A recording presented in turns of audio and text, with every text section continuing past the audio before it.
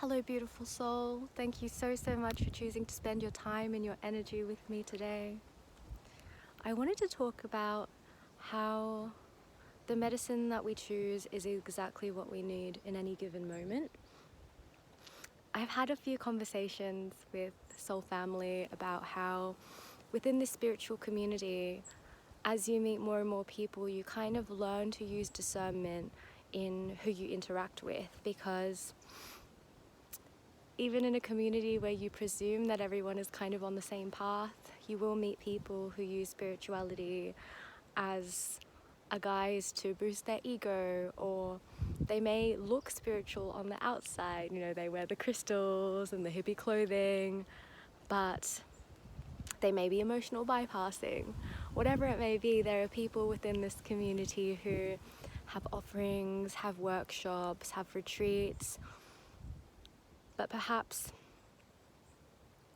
from a holistic point of view, you look at them and you think that they may not be the best person to be holding that sort of space for others, whether it's because they're very egotistical, whether it's because they're very arrogant in thinking that they know best about their chosen field that they're doing workshops in or holding retreats in, whether they're really emotionally bypassing a lot of things and not transmuting the things that are kind of coming up for them. And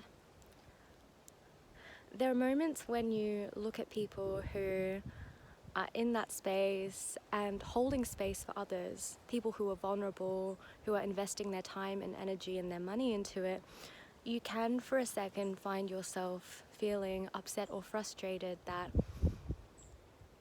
perhaps these people who are taking up these offerings and trying to do the work are not receiving all of the love and the help that they perhaps deserve. But then I guess the other thing is the medicine that you receive is perfectly what you need at the time. So like as an example, a few years ago when I was really starting to be drawn to divine feminine work, I went to a divine feminine retreat. And at the time I had just come out of an abusive relationship. So I was really blocked in my feelings, voicing my truth. I was feeling very disempowered, and I still wasn't at a point where I was ready to confront most of the things that had happened to me. So a lot of the weekend was spent tapping into our heart and our womb space, and a lot of women would have emotional releases from that, but I didn't experience any of that because I wasn't ready at the time. And it was a shit ton of money for, I guess, what I received, but also in saying that, even now to this day, tapping into my feelings rather than going with my head is something that I automatically do. I even do it in dreams. Like I had a dream last night where I was trying to feel into a decision and I picked it through my feelings within my dream. So if paying all that money resulted in me learning to tune into my feelings, then well, great, that was what I needed. But what I'm trying to say is that retreat is something I wouldn't feel called to do now. And you know, being in a space like that, the collective group that you attract is generally the same, like has the same sort of energy that is resonant with where you are on your journey at the time.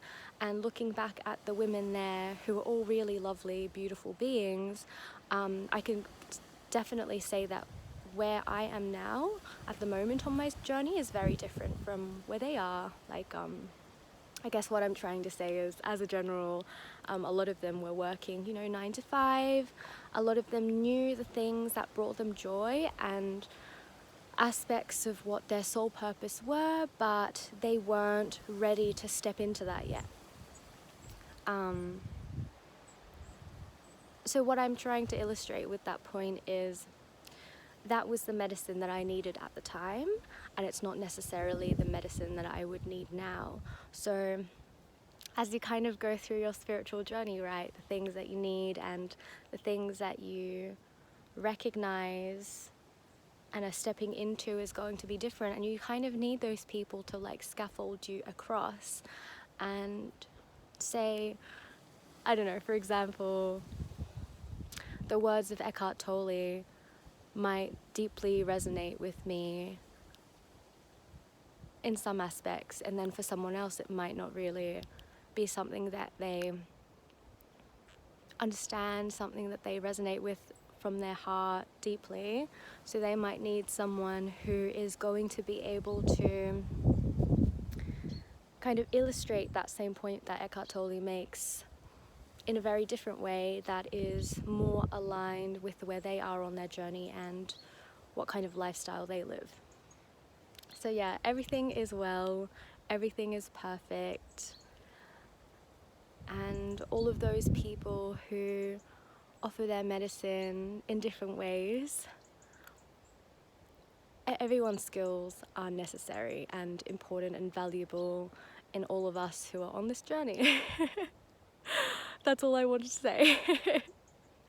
Thank you so much for listening. I hope that my explanation made sense and something within this video resonated with you, and I will talk to you soon. Bye.